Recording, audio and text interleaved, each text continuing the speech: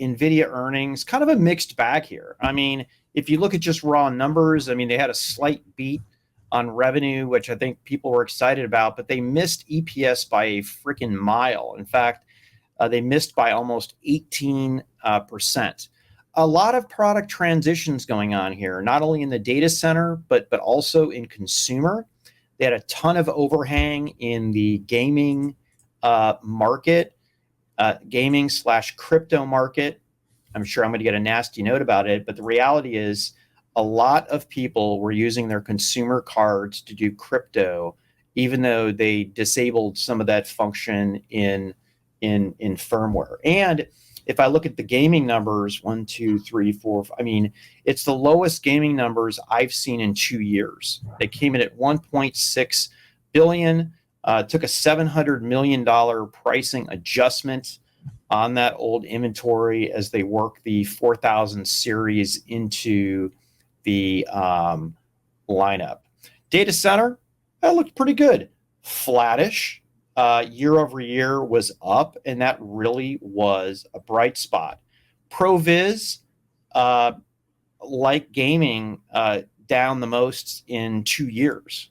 And I'm going to attribute that to transition as well. So truly a mixed bag. If I look at the future, what holds them, I think AMD is going to do very well with their new lineup that they brought. And I would say for the first time in a long time, they look like more than a threat than they have been over the last 2 years. Now, I'm going to put an asterisk there. Unless AMD and its consumer graphics can muster a much more heightened assault on the marketing front, none of it matters.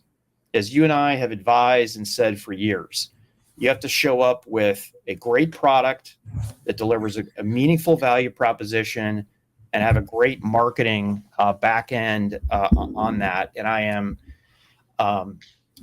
again, I don't think that AMD has invested enough over the past 2 years to get that marketing muscle. A good example is my son, who's 22, doesn't have any history or recollection of AMD being on top, even though AMD and ATI were on top for decades back in the day. And, you know, if you don't have that reputation and you haven't invested in marketing, then you have to show up with a knockout punch with a product. I don't think that AMD has shown up with a knockout punch yet that Nvidia can't potentially stifle with a card that sits right at the high end of what the company's doing.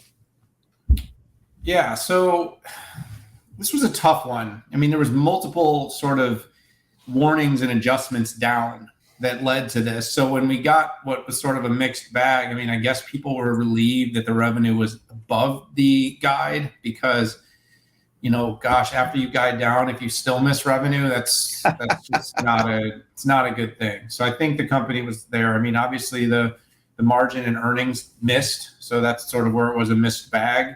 I mean, look, Pat, the gaming area is going to take a while to get the cleanup right. You've got this inventory glut. You had a ton of pricing power, and now you've got a flood in the market. And all the chip companies have had to make some adjustments for this in the last quarter. Those with higher consumer exposure, as well as things like PCs, are going to probably be facing bigger short-term adjustments to figure out how do they get that inventory balanced? How do they get all that inventory out of the system and start shipping again? Why didn't AMD have these adjustments, Daniel? Well, I mean, there's a couple of things when you have better results. One is, you know, you have a better handle of your partners and your supply chain. You know what's going on. B, Pat, I think, and this is kind of maybe a little provocative, but I don't think AMD got nearly as tied up in this blockchain / crypto market. And ding, ding. Yeah, you know, and obviously I've been very bullish on Nvidia for a long time. And so sometimes, you know, you have to be able to come back and say, what did I get right and what did I get wrong? I think what a lot of us got wrong was their gaming business is really good and the company is beloved for its gaming technologies, but it wasn't all gaming. There was a big chunk of crypto related. And the company actually pivoted to that. It had products it was building for ETH, and because it saw that as a big market. And I believe in the comments on this earnings, Jensen Huang actually said he doesn't see blockchain. The word wasn't crypto, the word was blockchain as being a big part of the company's future. But having said that, crypto has had its booms and busts. So this isn't probably the end, but the reason it might be a little bit of the end is the most stable crypto assets, which are going to be Bitcoin and Ethereum, most likely no longer get mined on GPUs. And so one's now proof of stake and one's done on an ASIC. And so the bottom line is even if crypto does come back, it probably will never come back in quite the wild speculative nature that was driven by this multi-trillion-dollar pump into the economy from the Fed. And so it's going to come back differently. So that part of the business is going to have to grow more traditionally. A couple positive notes, though. One, automotive had a much better quarter. Now automotive, you and I have been critical that it hasn't been capitalizing on opportunities that we've mentioned. Qualcomm has had really robust results. Well, this particular quarter, the automotive business did perform much better. I believe it was just up 86% and sequentially 14%, $250 million in revenue. A couple of big wins included that Volvo EX90, where we talked about the LiDAR from Luminar, but it also is powered by Nvidia.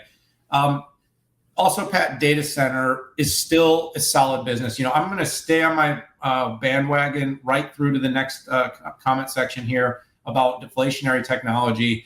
Automation and AI will be at the epicenter of companies trying to weather what will be a tougher economic climate, and being able to implement and apply artificial intelligence to workloads and things like your systems of record, ERP, CRM, business process automation, being able to use large data sets to create multi-turn conversational AI that can replace heavily overemployed call centers.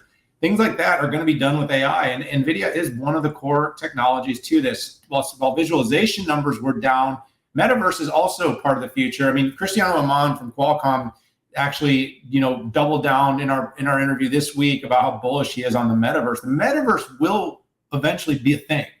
The exact iteration of it, where it happens, but the digital twins, the industrial applications for simulation, autonomy, self-driving, these are things that will be done in the metaverse. And NVIDIA has a large advantage on software to become a really big player in this space. So it's a mixed bag. I'm not down on NVIDIA, but this gaming thing's got to get cleaned up before we get it's just such a big part of the business before we're going to have real clarity about when they're going to return to meaningful growth. Yeah, NVIDIA just is like a cat, man. It just, you think you have them down and they just come back and just get you.